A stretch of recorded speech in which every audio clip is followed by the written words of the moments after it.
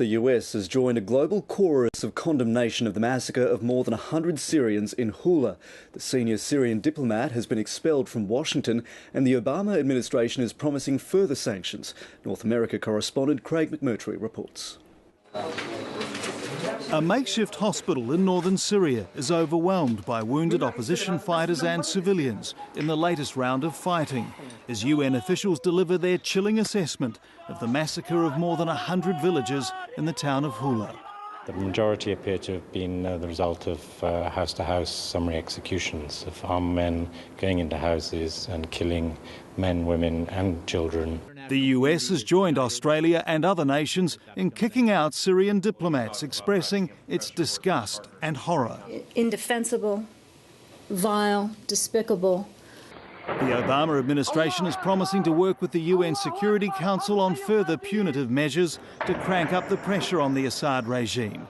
But it isn't ready for a Libya-style military intervention. We do not believe that further militarization of the situation in Syria at this point is the right course of action.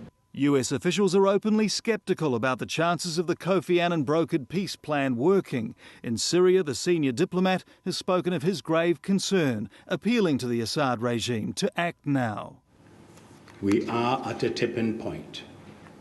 The Syrian people do not want their future to be one of bloodshed and division.